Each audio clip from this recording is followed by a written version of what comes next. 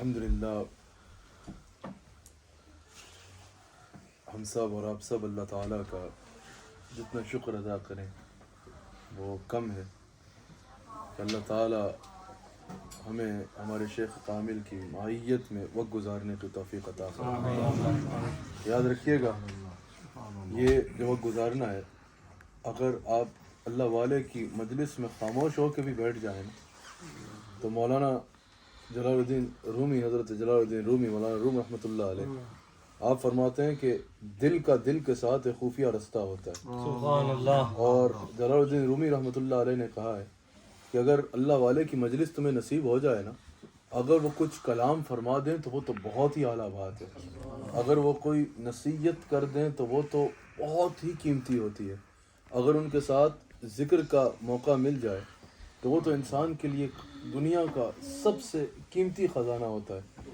مولانا روم کہتے ہیں لیکن اگر اللہ والے کی مجلس میں بیٹھنا مل جائے اور کچھ بھی ایک لمحہ بھی کوئی بات کا موقع نہ ملے نا، بس خاموشی میں بھی اللہ والے کی مجلس میں بیٹھنا نصیب ہو جائے، تو مولانا روم کہتے ہیں کہ ان کی نظر میں اللہ تعالیٰ نے اتنی طاقت رکھی ہوتی ہے، ان کی نظر میں اللہ تعالیٰ نے ایک ایسا خزانہ اور ایسی قوت رکھی ہوتی ہے کہ وہ کچھ کہے بغیر اپنی آنکھ سے اپنے دل کا نور اگلے کے دل میں منتقل کر دیا۔ اس وجہ سے ہم اللہ تعالیٰ کا جتنا شکر ادا کریں وہ کم ہے، اور اس کا اللہ تعالیٰ نے قرآن کریم میں حکم بھی فرمایا ہے۔ اللہ کریم نے ارشاد فرمایا یا ایھا الذین آمنوا اتقوا اللہ وکونوا مع الصادقین۔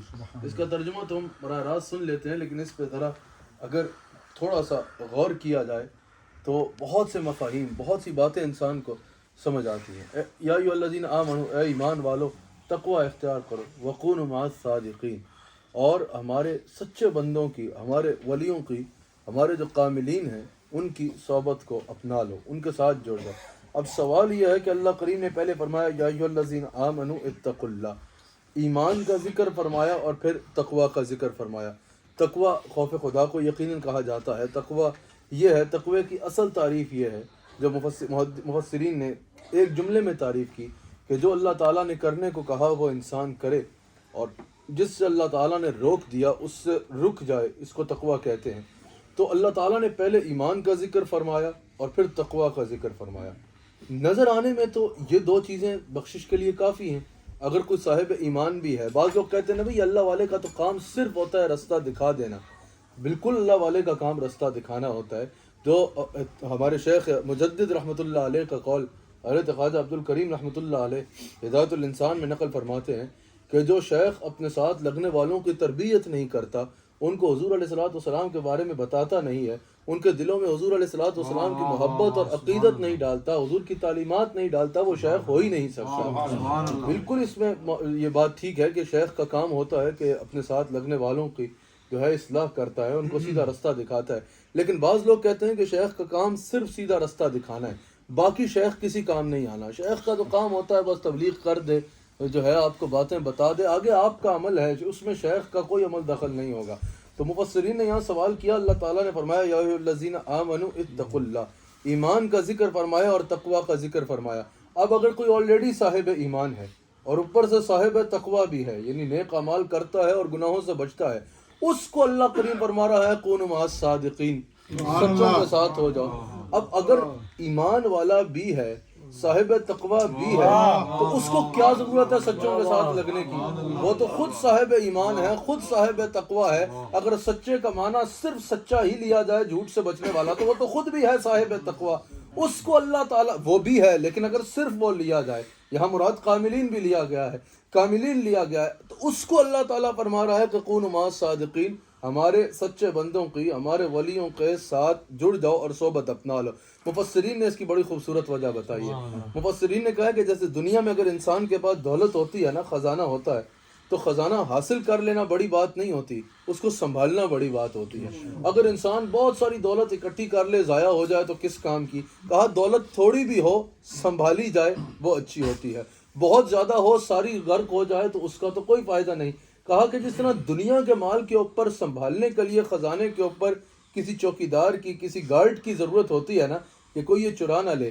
کہا کہ اس میں آیت سے یہ سبق مل رہا ہے کہ ایک چور ایسا بھی ہے جو تمہارا ایمان چراتا ہے, ایک چور ایسا بھی ہے جو تمہارے اعمال ضائع کر دیتا ہے, ایک چور ایسا بھی ہے جو تمہارے دل میں کوئی وسوسہ ڈال کر تمہاری زندگی بھر کے اعمال کو ضائع کرا دیتا ہے, ایک چور ایسا بھی ہے جو تم سے ایمان چھین لیتا ہے. اللہ کریم فرما رہا ہے اس چور کو شیطان کہتے ہیں جو تمہارا ایمان چھین لیتا ہے. یہاں جو ارشاد فرمانے کا مفسرین نے بیان کیا ہے, ایک چور ایسا ہے جو تمہارا ایمان اور اعمال ضائع کرتا ہے. کہا اس چور سے حفاظت کے لیے کوئی گارڈ ضرورت ہے, اس چور سے حفاظت کے لیے کسی چوکیدار کی ضرورت ہے, اس چور سے حفاظت کے لیے کسی ایسے کی ضرورت ہے جو تمہارے ایمان کی بھی حفاظت کرے اور اعمال کی بھی حفاظت کرے. کہا جب اللہ نے شیطان کو مردود فرمایا تھا نا, راندہ درگاہ فرمایا تھا, تو اس نے کہا تھا کہ یا اللہ میں اس آدم کی ساری اولاد کو گمراہ کروں گا, لیکن اس نے خود استثناء کر دیا. اس نے کہا جو تیرے خالص ہوں گے نا, جو تیرے خالص ہوں گے ان کے اوپر میرا وار نہیں چل پڑے گا. تو کہا پتہ چلا کہ جو اللہ کے کاملین ہوتے ہیں نا, ان کی مجلس اتنی کامل ہوتی ہے کہ ان کی مجلس میں شیطان کے آنے کی جرت بھی نہیں ہوتی. کہا کہ اب اگر ایمان اور اعمال بچانا چاہتے ہو تو ان کے ساتھ آ جاؤ جن کی مجلس میں شیطان نہیں آتا, ان کے ساتھ جڑ جاؤ جن کے مجلس میں شیطان نہیں آتا. کہا اگر ایک لمحہ بھی اللہ کے ولی کے ساتھ گزار لیا, یہ تمہارے اعمال بھی ضائع نہیں دیں گے ہونے دیں گے اور تمہارا ایمان بھی ضائع نہیں ہوگا. اب یہاں پر سوال جسے ہم نے نہیں کہا, یہ حضرت مولانا روم نے بھی کہا نا, یک زمانہ صحبت با اولیاء بے ترس 7 سالہ طاعت بے ریا, کہ ایک لمحہ بھی کسی اللہ کے ولی کی گزارنے میں خدمت میں گزارنا جو ہے وہ 1000 سال کی عبادت سے بہتر ہے. یہ شعر سمجھ میں نہیں آتا, کیسے بہتر ہو سکتا ہے؟ اللہ کی ولی کی بارگاہ میں آپ نے ایک لمحہ گزار لیا, ٹھیک ہے اس کی برکت ہے, لیکن وہ لمحہ گزر گیا. اور دوسری طرف ایک بندہ 1000 سال سجدے کر رہا ہے, 100 سال کی 7 سال اطاعت بے ریا 100 سال کی عبادت سے بہتر ہے. آپ سمجھ آ رہی ہے نا سوال میں؟ ذہن میں سمجھ نہیں آتا. ایک لمحہ ولی کے پاس بیٹھ گئے, ٹھیک ہے اس کی برکت ہوگی, لیکن اس کے مقابلے میں 100 سال کی عبادت پہ وہ کیسے بھاری ہو گیا, 100 سال کے سجدوں میں وہ کیسے بھاری ہو گیا, 100 سال کی نفلی عبادت پہ وہ اللہ والے کی صحبت جو ہے وہ کیسے بھاری ہو گئی. کوئی 100 سال روزے رکھ لے, اور آپ کہہ رہے ہیں مولانا روم کہ اللہ کی بارگاہ میں, اللہ کی ولی کی بارگاہ میں گزارا گیا لمحہ اس 100 سال کے نفلی روزوں سے بہتر ہوگا. اس سے مراد کیا ہے؟ اس کو سمجھایا علامہ اشرف علی تھانوی نے بھی. علامہ اشرف علی تھانوی نے بھی کہا, قلید مثنوی میں علامہ اشرف علی تھانوی بھی کہتے ہیں. علامہ اشرف علی تھانوی یہ مسلک دیوبند والے ان کو اپنا اکابر مانتے ہیں. علامہ اشرف علی تھانوی نے کہا کہ ہمارے بزرگوں نے تو اس کی بڑی خوب اس کی شرح میں باتیں کی ہیں, میں ان کی بات آپ کے آگے رکھتا ہوں. اشرف علی تھانوی نے کہا کہ اس سے پتہ چلا, اس کی وجہ یہ ہے کہ اگر کوئی 100 سال بھی عبادت کرتا رہے نا, تو اس کے پاس گارنٹی نہیں ہے کہ اس کے موت ایمان پہ آئے. ممکن ہے 100 سال کی عبادت کے وقت بعد آخری لمحے شیطان کوئی ایسا خیال ذہن میں ڈال دے کہ سب غرق. ایسی مثالیں ہیں. 100 سال کی عبادت کے بعد شیطان کوئی ایسا کام کرا لے کہ ایمان چلا جائے. 100 سال کے بعد شیطان کوئی ایسا وسوسہ ڈال دے کہ ایمان چلا جائے. 100 سال کے بعد شیطان کوئی ایسا کام کرا دے کہ ساری عبادت ضائع ہو جائے. اشرف علی تھانوی نے کہا قلید مثنوی میں اس شعر کی تشریح کرتے ہوئے کہ 100 سال کی عبادت کے بعد بھی یہ گارنٹی نہیں ہے کہ موت ایمان پہ آنی ہے, لیکن کہا یک زمانہ صحبت اگر ایک لمحہ بھی اللہ کے ولی کی بارگاہ میں گزار لیا تو یہ گارنٹی ہے موت کفر پہ نہیں, موت نقش کریں گے سینے پہ, نور ایمان کو سینے پہ ایسا نقش کر دیں گے کہ شیطان پہ جتنا مرضی کھرچنا چاہے اس کو سینے سے نکال نہیں سکے گا. چند لمحات میں صرف آپ کے آگے ایک مثال رکھ دیتا ہوں. پوچھے نا فخر الدین رازی رحمۃ اللہ, اس کی مثال فخر الدین رازی ہے. آپ نے واقعہ سن رکھا ہے کہ حضرت نجم الدین کبریٰ کی بارگاہ میں آئے, آپ نے فرمایا بیعت کروں گا لیکن پہلے جو علم کا ایک انسان میں ہوتا ہے نا اعزاز برتری, اب وہاں پر حضرت فخر الدین رازی رحمۃ اللہ علیہ کے ساتھ لفظ گھمنڈ تو استعمال نہیں کریں گے, لیکن ایک جو علم سے احساس ہے برتری آ جاتا ہے. جس طرح ہمارے شیخ نے فرمایا کہ وہ جو ایک سینے پہ وہ ہوتا ہے کہ میں نے علم ہے, اس کو نکال کے آؤ, یہ ذہن میں رکھ کے آؤ کہ جو کچھ ہے من اللہ ہے, اللہ کی طرف ہے. سفیان نے کہا ہے کہ شکر اگر اللہ کا کرنا چاہتے ہو نا تو شکر کا سب سے اعلیٰ درجہ یہ ہے تمہیں جو ملے نعمت کو بعد میں دیکھو, نعمت دینے والے. حضرت موسیٰ علیہ السلام نے ایک دفعہ اللہ تعالیٰ سے عرض کی تھی نا, یہ بات آپ کے سمجھنے کی ہے, صرف چند لمحات آپ کے. حضرت موسیٰ علیہ السلام نے ایک دفعہ اللہ سے پوچھا کہ یا اللہ میں تیرا شکر ادا کروں تو کیسے کروں, تو نے مجھے اتنا کچھ دیا کہ میں گن بھی نہیں سکتا, ہر سانس تیری عطا ہے, یہ صحت تیری عطا, یہ عزت تیری عطا, ہر چیز تیری عطا. یا اللہ میں اگر تجھے شکر کرنا چاہوں تو میں تو کر ہی نہیں سکتا, میں ساری زندگی بھی سجدے میں پڑا رہوں تو تیرا شکر نہیں ادا کر سکتا. یا اللہ اگر میں شکر ادا کروں تو کیسے کروں؟ اللہ نے فرمایا موسیٰ جب تم نے کسی نے یہ جان لیا نا کہ سب کچھ میں نے دیا ہے تو اس نے شکر ادا کر دیا. شکر کا سب سے اعلیٰ درجہ یہ ہے. شکر کا سب سے اعلیٰ درجہ یہ ہے اگر کچھ مل جائے تو یہ نہ کہو یہ میں نے محنت سے حاصل کیا ہے. محنت کی توفیق کس نے دی؟ اللہ نے دی. اگر کسی نے کچھ مل جائے تو یہ نہ کہو میں نے اپنی عقل سے حاصل کیا. عقل کس نے دی؟ اللہ نے. اگر کوئی کہے کہ یہ میں نے حاصل کیا یہ میں نے اپنے زور سے حاصل کیا، نہیں، زور کس نے دیا؟ اللہ نے. میں نے اپنی دولت سے لے لیا، دولت کس نے دی؟ اللہ نے. ہر چیز کو جوڑتے جوڑتے جوڑتے آخر یہی لے کے جاؤ یہ جو مجھے ملا ہے یہ اللہ کے کرم سے، یہ اللہ کے کرم سے ملا. اور ایک اور شکر کا بات آ گئی تو آپ کے آگے سے بات کرتا جاؤں. شکر کے بارے میں حضرت جنید بغدادی رحمۃ اللہ علیہ نے بڑی خوبصورت بات کی ہے. ارے تو جنید بغدادی نے کہا کہ اگر تم اللہ کا شکر کرنا چاہتے ہو نا کسی نعمت پر، اس کا سب سے اعلیٰ درجہ یہ ہے کہ جو نعمت تمہیں ملی ہے اس نعمت کے ذریعے نافرمانی نہ کرو. سمجھ آئی؟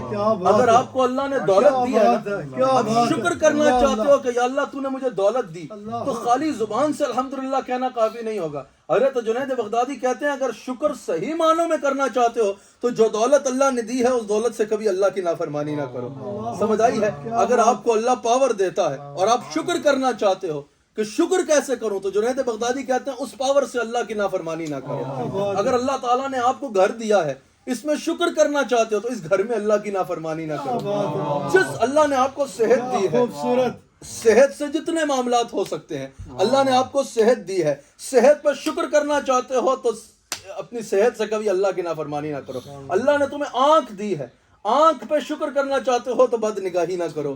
زبان کے بارے میں شکر کرنا چاہتے ہو تو کسی کو تکلیف نہ دو، بری بات نہ کرو. اللہ کی نعمت پر شکر کرنا چاہتے ہو تو جس نعمت پر شکر کرنا چاہتے ہو اس نعمت سے اللہ کی نافرمانی نہ کرو. یہ شکر کا سب سے اعلیٰ درجہ. خیر یہ میرا عنوان نہیں، اس عنوان میں بھی گفتگو بہت کی جا سکتی ہے. اس عنوان میں بہت زیادہ گفتگو کی جا سکتی ہے کہ اور شکر کرنا اپنی عادت بنا لے. میں آگے کی بات چھوڑ دیتا ہوں، صرف اس پر ایک بات آپ کے آگے عرض کروں. شکر کرنا اپنی عادت بنا لے، یہ اپنی عادت بنائے. لیکن شکر سب سے پہلے ایسے کرنا ہے کہ جس نعمت پر شکر کر رہے ہیں اس نعمت سے اللہ کی نافرمانی نہیں کرتے. حضور نے ایک شخص سے پوچھا بتاؤ تم کیسے ہو؟ ایک صحابی سے پوچھا، اس نے کہا یا رسول اللہ ٹھیک ہوں. یہ صحیح حدیث ہے. حضور نے فرمایا تم کیسے ہو؟ اس نے پھر کہا یا رسول اللہ اچھا ہوں. حضور نے تیسری مرتبہ پوچھا کہ کیسے ہو؟ اس نے کہا الحمدللہ. حضور نے فرمایا میں تم سے یہ سننا چاہتا ہوں ہر چیز کے بارے میں اللہ تعالیٰ کا شکر کرنا اور اس کو عادت بنانا، اپنی عادت بنانا. یہ آپ کے اپنے لیے فائدہ مند ہے. حضور نے فرمایا اللہ نے جس کو نعمت دی اور اس نعمت کے ساتھ اس کو شکر کی توفیق بھی مل گئی، حضور نے فرمایا اس کی نعمت بڑھتی رہے گی، وہ نعمت کے اضافے سے کم نہیں ہوگا. شکر کر کے ہم اللہ کو نہیں دیں گے. حضور کی یہ حدیث ہے. حضور نے فرمایا جس نعمت پر تم شکر کرو گے وہ نعمت بڑھتی چلی جائے گی، اس نعمت سے کبھی تم محروم نہیں ہوگے. اگر صحت پہ شکر کرو گے تو تمہاری صحت قائم رہے گی، اگر دولت پہ شکر کرو گے تو تمہاری دولت قائم رہے گی. اور سب سے بڑھ کے ہمیں شکر کرنا چاہیے عبادات پہ. ہم نماز سے سر اٹھاتے ہیں تو سمجھتے ہیں ہم نے کسی پہ احسان کیا ہے، تہجد پڑھ کے انتظار میں بیٹھ جاتے ہیں شاید ابھی کوئی فرشتہ مبارک دینے کے لیے آ جائے. ہماری عادت یہی ہے، بیٹھ جاتے ہیں یار جبریل آیا نہیں، 6 دن سے تہجد پڑھ رہے ہیں. ایسا نہیں ہے. ہم اگر سجدے سے بھی سر اٹھائیں تو ہم سمجھتے ہیں کہ ہم نے کسی پہ احسان کیا ہے. اور یہ اللہ کا تم پر احسان ہے کہ اللہ نے تمہیں سجدے کی توفیق دی ہے. اگر وہ توفیق نہ دیتا تو تم بھی باہر کہیں دھکے کھا رہے ہوتے. اگر اللہ عبادت کی توفیق دے تو یہ ذہن میں رکھیے گا سب سے بڑھ کے شکر کرنا چاہیے. ہر نماز کے بعد سر اٹھا کے کہا کرو یا اللہ تیرا شکر تو نے اپنی بارگاہ میں حاضری کی توفیق دی ہے، یا اللہ تیرا شکر تو نے اپنے بارگاہ میں سجدہ کرنے کی توفیق دی ہے. سب سے زیادہ شکر اس بات پر کرنا چاہیے اگر اللہ تعالیٰ اپنی عبادت اور بندگی کی توفیق عطا فرماتے. جو میں بات کر رہا تھا بس اس کو ختم کر لوں. حضرت فخر الدین رازی رحمۃ اللہ علیہ جب آئے نا تو کہا کہ جاؤ یہ جو علم کا ایک وہ ہے، وہاں سے نکلے تو ان کے پاس بہت سے دلائل تھے توحید کے اوپر. ایک شخص سے سامنا ہو گیا. اس نے کہا کہ بتاؤ بھائی. تو فخر الدین رازی نے پوچھا کہ تمہارے پاس اللہ کے ایک ہونے کی دلیل ہے؟ اس نے کہا میں حضور کے بتانے کے بعد بغیر دیکھے بغیر کسی دلیل کے اللہ کو ایک مانتا ہوں. یعنی یہ نہیں کہ میرے پاس دلیل نہیں ہے، بس حضور نے بتایا، حضور کی بات کے بعد مجھے کسی دلیل کی ضرورت ہی نہیں ہے. اچھا یہ بات ہم نے سمجھی اپنے شیخ سے. ہم اس کو پڑھا کرتے تھے کہ میں بغیر دلیل کے مانتا ہوں، تو یہ سمجھ نہیں آتی تھی یار بغیر دلیل کے کہنا کیا یہ جملہ مناسب ہے یا نہیں ہے؟ ہمارے شیخ نے بتایا اس کا مطلب یہ ہے کہ جب رسول اللہ نے کہہ دیا تو پھر کسی اور دلیل کی کیا ضرورت رہ جاتی ہے؟ کسی اور دلیل کی کیا ضرورت ہے؟ اللہ اکبر، میں رسول اللہ کے کہنے پہ بغیر دلیل کے اس کو ایک مانتا ہوں۔ کچھ دن بعد کیا ہوا، نجم الدین کبریٰ وضو کر رہے ہیں، پانی کا چھٹا یوں پھینکتے ہیں وضو کرتے کرتے، اور کہتے ہیں اپنے مرید کو یہ پانی کا چھٹا اس کے سینے پہ پہنچا ہے جس کی طرح میں نے پھینکا ہے، اور کہا کہ کہہ دو وہ جو تمہیں میرے دربار کے بعد بندے نے کہا تھا۔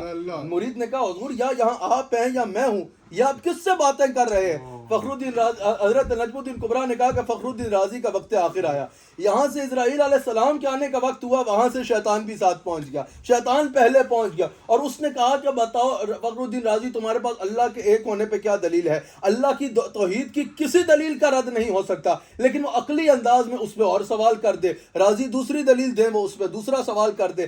نجم الدین کبریٰ کہتے ہیں قریب تھا کہ راضی گھبرانا شروع ہو گیا، اس کی دلیلیں ختم ہو رہی تھی، ان کے پاس رد نہیں ہو سکتا تھا، لیکن وہ جو بحث ہو رہی تھی اس میں دلیلیں ختم ہو رہی تھی۔ نجم الدین کبریٰ کہتے ہیں میں نے اس وقت راضی کو آواز ماری، راضی کہو کہ میں رسول اللہ کے کہنے پہ اس کو ایک مانتا ہوں۔ نجم الدین کبریٰ کہتے ہیں میری بات راضی کے کانوں میں پہنچی، اس نے حضور کا نام لیا، شیطان بھاگ گیا۔ اب میں سوال کرتا ہوں فخر الدین رازی کو آخری وقت میں تحقیق کام آئی یا نجم الدین کبریٰ کی بارگاہ میں گزارا کا زمانہ کام آیا؟ جواب یہی ہوگا کہ تحقیق تھی، لیکن اگر آخری وقت کام آیا تو اللہ کے ولی کی بارگاہ میں گزارا گیا۔ آپ پوچھو نا مولانا روم سے، مولانا روم سے پوچھو نا حضور اتنی زندگی گزاری، اتنی تحقیق کی، یہ مقام عبادت سے ملا یا تحقیق سے ملا یا کس سے ملا؟ کہا عبادت نے بڑا مقام دیا، ریاضت نے بڑا مقام دیا، سب چیزوں نے بڑا مقام دیا، لیکن اگر منزل ملی تو مولوی ہرگز نہ شد مولائے روم تا غلام شمس تبریزی نہ شد۔ اگر یہ مقام ملا ہے تو اللہ کی قسم شمس تبریز کے قدموں میں بیٹھنے کی وجہ سے ملا ہے۔ تو اللہ والوں کی صحبت میں جو ملتا ہے نا وہ کہیں مل نہیں سکتا۔ اس نسبت میں بڑی طاقت ہوتی ہے۔ قابل نسبت میں کیا رکھا ہے؟ ہم نے کہا سب کچھ رکھا ہی نسبت میں ہے۔ جاؤ کپڑے میں کوئی حیثیت ہے کسی کو بیمار کرے یا شفا دے؟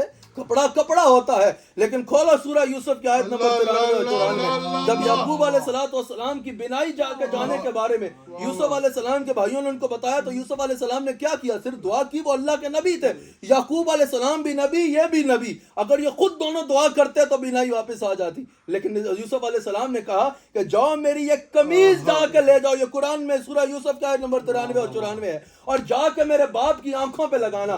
قرآن بتاتا ہے یوسف علیہ السلام کی قمیض لگنے کی دیر تھی کہ ان کی آنکھیں ان کو واپس مل گئی۔ تم کہتے ہو نبی کی کسی نسبت میں کیا لکھا ہے؟ اگر یوسف علیہ السلام کی قمیض کسی سے لگے تو اس میں بینائی آ جاتی ہے، اگر محمد رسول اللہ کے غلام کے ساتھ کوئی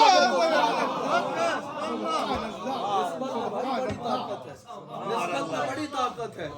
پوچھو نا حضرت یہ خصائص کبریٰ میں حدیث موجود ہے، سیوطی صاحب نے اس کو بڑے شد و مد کے ساتھ اس کے سند کے ساتھ ذکر کیا ہے کہ اس روایت کو کہ حضرت انس رضی اللہ تعالیٰ عنہ کو ان کی والدہ کی طرف سے ایک رومال ملا، انہوں نے کھانا کھایا اور تندور میں پھینک دیا۔ کیا ہوا کہ کھانا کھا کے تندور سے صاف ہو کے وہ رومال باہر آ گیا۔ لوگوں نے کہا حضرت آپ تندور سے واشنگ مشین کا کام لیتے ہیں؟ واشنگ مشین تو نہیں لفظ ہوگا آپ کو سمجھانے کے لیے، تندور کا کام تو جلانا ہے، یہ آپ کے لیے جو ہے وہ دھلائی کر رہا ہے رومال کی۔ حضرت انس نے کہا خصائص کبریٰ میں موجود ہے کہ ایک مرتبہ یہ رومال رسول اللہ کے ہاتھوں سے لگا تھا، حضور نے کھانا کھایا تھا اور اس رومال سے ہاتھ پہنچ لیے تھے۔ وہ دن آج کا دن، یہ ذرا سا میلا ہوتا ہے، ہم اس کو آگ میں ڈالتے ہیں، آگ اس کے دھو کے واپس پیش کر دیتی ہے۔ یہ خصائص کبریٰ میں امام جلال الدین سیوطی رحمہ اللہ نے نقل کیا ہے۔ تو خود سوچو اگر رومال رسول اللہ سے نسبت پائے تو رومال کا یہ عالم ہے، اگر کوئی حضور علیہ السلام کو امتی حضور کے ہاتھ سے نسبت اپنا لے تو وہ کیسے ہوگا؟ اور یہ ہاتھ سے نسبت کیا ہے اس کا میں نے اس دن عرس شریف پہ تفصیل سے ذکر کیا تھا۔ یہ ہاتھ کی نسبت جو ہے نا، یہ جو آپ اپنے شیخ کے ہاتھ میں ہاتھ دیتے ہو، یہ ہاتھ کی نسبت چلتے چلتے براہ راست دست مصطفیٰ کے ساتھ جا کے ملتی ہے۔ نسبت میں اگر دیکھا جائے، اللہ اکبر، حضرت ابراہیم علیہ السلام کو جب آگ میں پھینکا جا رہا تھا، اللہ نے کیا فرمایا؟ یا نار کونی بردا وسلام علی ابراہیم، اے آگ جو ہے ابراہیم علیہ السلام کے لیے ٹھنڈی ہو جا اور سلامتی والی ہو جا۔ اب سوال یہ بنتا ہے، آگ نے حضرت ابراہیم کو نہیں جلانا تھا، اس کو حکم یہ تھا، آگ نے حضرت ابراہیم کی نالین کو بھی نہیں جلایا، آگ نے حضرت ابراہیم کے لباس کو بھی نہیں جلایا، اگر لباس جل جاتا اور جسم نہ جلتا یہ بھی بہت بڑا معجزہ تھا کہ لباس جل گیا لیکن جسم نہ جلا. سمجھ آ رہی ہے؟ اگر نالین جل بھی جاتی پاؤں نہ جلتا یہ بھی بہت بڑا معجزہ تھا کہ چپل جل گئی لیکن پاؤں نہ جلا. یہ بھی بہت بڑا معجزہ تھا. لیکن نہ نالین جلی نہ لباس جلا. حکم صرف ابراہیم کے جسم کے لیے تھا علیہ السلام کے, لیکن نہ نالین جلی نہ لباس جلا. اس کی وجہ یہ ہے کہ وہ نبی کے پاؤں میں آئی. خود سوچو اگر ابراہیم علیہ السلام کے پاؤں میں نالین آ جائے تو اس کو دنیا کی آگ نہیں جلاتی. اگر ابراہیم علیہ السلام کے آقا مولا حضور علیہ السلام کے ساتھ کوئی انسان نسبت اپنائے گا تو اس کو جہنم کی آگ نہیں جلے. اصحاب کہف کے کتے سے ہی پوچھ لو یار, تم قرآن کے موضوع بن گئے. اللہ نے قرآن میں جتنی بار اصحاب کہف کا ذکر کیا اتنی بار کتے کا ذکر کیا.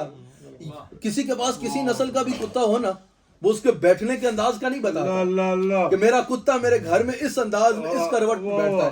اللہ نے اس کتے کے بیٹھنے کے انداز کا بھی قرآن میں ذکر کر دیا. اور ایک روایت کے مطابق اصحاب کہف کا کتا قیامت کے دن, اور مستند روایات کے مطابق اصحاب کہف کا کتا قیامت کے دن انسان کی شکل میں بدلا جائے گا اور جنت جائے گا. میں پوچھتا ہوں تم کہتے ہو نسبت میں کچھ نہیں ہے, اس کتے نے کون سی نماز پڑھی تھی؟ کتے نے معاذ اللہ استغفر اللہ, یہ تو سوچنا بھی توہین ہے, کتے نے کون سا عمل کیا تھا؟ وہ تو کتا تھا, اس نے تو دور دور تک کوئی عمل کر ہی نہیں سکتا. وہ تو ایک جانور تھا, اور وہ بھی نجس قسم کا جانور تھا, کتا تھا. کتا قرآن کا موضوع بن گیا. اصحاب کہف کا ذکر ہو جاتا, کتے کا ذکر کیوں ہوا؟ اللہ اکبر. اور کتا انسان کی شکل میں جنت جائے گا, اس کی وجہ کیا ہے؟ اس کا جواب ایک ہے, جن نسبت پاکاں دی مل جاوے او جنتی ہے, پاویں کتا ہوئے بیٹھا کوئی غار دے بوئے دے. اگر بنی اسرائیل کے ولی کے دروازے پہ, آپ سمجھ رہے ہیں نا, اگر بنی اسرائیل کے ولی کے دروازے پہ کتا بیٹھے تو کتا جنت جائے. اگر رسول اللہ کی امت کے ولی کے دروازے پہ انسان بیٹھا تو اس کا عالم کیا ہوگا؟ اس نسبت میں بڑی طاقت ہے, اس نسبت میں بڑی طاقت ہے. نسبت میں اللہ تعالیٰ نے وہ کچھ رکھا ہے جس کا تم تصور بھی نہیں کر سکتے. نسبت میں کچھ نہیں, سب کچھ نسبت میں ہے, سب کچھ نسبت میں ہے. اللہ اکبر. 2 منٹ میں آپ نسبت میں سب کچھ موجود ہے. اللہ اکبر, اللہ اکبر. یاد رکھنا, وہ جتنا علم حاصل کر لے نا, جتنی عبادت کر لے, عبادت کو بچانے کے لیے اور علم کو علم نافع یعنی علم کو فائدہ مند بنانے کے لیے, علم کو نور بنانے کے لیے اللہ والے کی صحبت میں آنا ضروری ہے. امام ابو حنیفہ حضرت نعمان بن ثابت رحمہ اللہ ساری زندگی پڑھ کے گئے حضرت جعفر صادق کے پاس, آخری 2 سال وہاں گزارے, اور کہا کہ میں برباد ہو جاتا اگر میں جعفر صادق کی بارگاہ میں نہ جاتا. حضرت امام ابو حنیفہ رحمہ اللہ اکثر جو ہے حضرت بیلول دانا کے پاس جا کے بیٹھا کرتے اور ان کا کہا کرتے کہ مجھے اللہ کے بارے میں کچھ بتاؤ. حضرت بشر حافی کے پاس جا کے بیٹھا کرتے اور کہا کرتے کہ مجھے اللہ کے بارے میں کچھ بتاؤ. لوگوں نے پوچھا حضرت آپ امام اعظم, فقیہ اعظم, مفتی اعظم, محدث اعظم, مفسر اعظم, اور وہ بشر حافی ننگے پیر پھر رہا ہوتا ہے گلیوں میں, اس کو تو اپنی ہوش نہیں ہوتی. اس کے بارگاہ میں آپ بیٹھ کے اس سے پوچھتے ہیں کہ مجھے کچھ بتاؤ اللہ کے بارے میں. حضرت امام ابو حنیفہ نے کہا کہ میں اللہ کو کتاب اللہ کے ذریعے جانتا ہوں اور وہ اللہ کو براہ راست جانتا ہوں. اور یہی معمول تھا حضرت امام مالک کا. اکثر جا کے حضرت بیلول دانا سے پوچھا کرتے کہ مجھے شریعت کے بارے میں کچھ بتاؤ, شریعت والے رسول اللہ کے بارے میں کچھ بتاؤ. اللہ اکبر. حضرت امام احمد بن حنبل سے بھی یہی سوال کیا گیا, امام احمد بن حنبل سے یہی سوال کیا گیا کہ حضرت آپ کے علم کے دنیا میں چرچے, اور وہ بیلول دانا کبھی قبرستان میں کھڑا باتیں کر رہا ہے, کبھی آسمان کو دیکھ کے باتیں کر رہا ہے, کبھی جو ہے وہ انویزیبل ہواؤں میں باتیں کر رہا ہے, اس کو کیا پتا, وہ تو دیوانہ ہے. آپ اس کے بعد جا کے بولتے ہیں کہ مجھے حضور کے بارے میں کچھ بتاؤ. کہا میں حضور کو شریعت کے ذریعے سے جانتا ہوں, یعنی کتابوں کے ذریعے سے جانتا ہوں, اور وہ براہ راست شریعت والے سے تعلق رکھنے والا ہے. تو یاد رکھیے گا اس نسبت میں وہ کچھ ہے کہ جو انسان کو ویسے میسر نہیں آ سکتا. اللہ تعالی ہمیں ان نسبتوں پہ قائم رکھے, اللہ تعالی ہمیں ان نسبتوں کا فیض عطا فرمائے, اللہ تعالی ہمیں ان نسبتوں کے ساتھ کامل وابستگی عطا فرمائے. یاد رکھیے گا حضرت شیخ عبد القادر جیلانی رحمۃ اللہ علیہ ارشاد فرماتے ہیں کہ جو نسبت ہے نا, اس کا حیا کرنا بڑا ضروری ہوتا ہے. یاد رکھیے گا حضرت شیخ نے فرمایا کہ جو یہ شیخ اور مرید کا تعلق ہوتا ہے نا، حضرت شیخ عبد القادر جیلانی غوث اعظم فرماتے ہیں کہ اگر شیخ 1000 بار بھی مرید کو کہے نا چلے جاؤ نکال دو، تو وہ اسی طرح ہوتا ہے جس طرح ماں باپ ناراض ہو جاتے ہیں. اگر مرید گرنے لگے گا نا شیخ اس کو پکڑ لے گا، شیخ اس کو سنبھال لے گا. لیکن کہا کہ اگر طالب کے دل میں، جو رستے پہ چلنے والا ہے، اگر طالب کے دل میں ذرہ برابر بھی خیال آ جائے تو اس کا فیض رک جاتا ہے. یاد رکھیے گا ان نسبتوں کے معاملے میں جو آپ کی ہمارے شیخ کے ساتھ ہیں، ہمارے مشائخ کے ساتھ ہیں، مضبوط اپنے آپ کو رکھیے گا. اور مضبوط اس انداز میں رہیں گے کہ کہا نا کہ شیخ کے پروں کو تھام کے رکھو حضرت والا نے. تو حضرت شیخ مجدد نے اس کی تشریح کی ہے، شیخ کا پر تھامنا اس لیے ضروری ہے تاکہ شیخ کی پرواز پہ اڑو. لوگوں نے پوچھا حضور پر کیا ہے، پرواز کیا ہے، کچھ آسان لفظوں میں ہمیں بتائیں. آپ نے فرمایا جو شیخ نے تمہیں تعلیمات دی ہے نا وہ شیخ کے پر ہیں. جو کچھ تمہیں شیخ نے کہا ہے اگر اس کو تھام لو گے تو ایسا ہے جس طرح شیخ کے پر کو تھام کے تم شیخ کے ساتھ پرواز کرو. یہ بہت ضروری ہے، ان کو تھامیے، اپنے معاملات میں مستقل قائم ہوئیے. اللہ تعالیٰ آپ کو اس کا فیض عطا فرمائے، آپ کو اس کی برکت عطا فرمائے. اور سب سے بڑھ کر یہ یاد رکھیے گا، ہم کو، آپ کو، سب کو یہ ذہن میں رکھنا چاہیے ہمارے لیے جو تعلیم ہے کہ ہمیں ہر معاملے میں سچ بولنا چاہیے، سچ پہ قائم رہنا چاہیے. اللہ تعالیٰ نے قرآن کریم میں کافروں کے بارے میں اتنی وہ نہیں فرمایا جتنا منافقوں کے بارے میں فرمایا ہے. جتنی مذمت منافقوں کی فرمائی ہے، منافقت سے ہمیں بچ کے رہنا چاہیے. اللہ تعالیٰ ہم سب کو اپنے عقائد پہ قائم رکھے، اپنے معاملات پہ قائم رکھے. اللہ تعالیٰ ہمیں ایسی پاکیزہ زندگی عطا فرمائے کہ یہ نہیں کہ دل میں کچھ اور ہے، زبان میں کچھ اور ہے، ایکشن کچھ اور ہے. اللہ تعالیٰ ہمیں ظاہر و باطن ایک رکھنے کی توفیق. مزہ آ گیا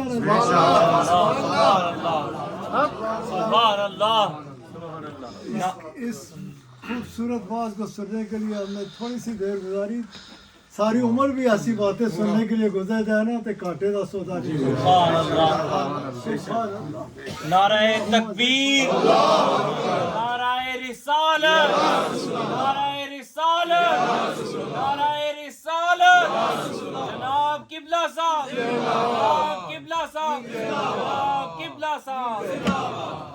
سبحان اللہ، سبحان اللہ. ابھی میں 2 جنوری کی آپ کے اس کا میں سب کو کہہ رہا تھا کہ ہفتے میں کم از کم ایک دفعہ وہ ضرور سنا کریں تاکہ آپ کو یاد رہے کہ آگے اس رستے پہ. سبحان اللہ. سب دعا کریں اللہ تعالیٰ قبلہ صاحب کی چہار عاشقین کے حسد، شریروں کے شر، منافقین کی منافقت اور ساحروں کے سحر سے جس روانی سے بولتے ہیں اور جس انداز کو اختیار کرتے ہیں. سبحان اللہ. یہ کوئی بلوانے والے ہی سبحان اللہ. سبحان اللہ. اللہ تعالیٰ اسی انداز سے ان کو آگے سے آگے لے کے جائے کہ جو تھا اس کے کرم سے تھا، جو ہے اس کے کرم سے ہے، اور جو ہوگا اس کے کرم سے. قبلہ صاحب کے ساتھ تعلق کو ہر لمحے زیادہ سے زیادہ مضبوط کریں. قبلہ صاحب کے مضبوط بازو بنے، ان کے سپاہی بنے، اور ان کے ساتھ اس انداز سے چلیں جیسے کہ چلنا چاہیے. اور وہ سب کو علم ہے کہ کیسے چلنا چاہیے. بس اللہ تعالیٰ کہ آگے بہت دعائیں کیا کرے کہ قبلہ صاحب کے لیے جس قدر ہو سکے شب و روز ان کے لیے دعا کرے کہ بس اللہ تعالیٰ، کیونکہ اس کے فضل سے ہی جس انداز سے یہ اللہ اس کے کرم سے کام کر رہے ہیں، کہ اگر اس طرح دیکھا جائے کہ انسانی اس کے حوالے سے ممکن ہی نہیں، یہ صرف اس کے کرم سے. ھذا من فضل ربی، ھذا من فضل ربی، اور ھذا من فضل اللہ کا خاص کرم.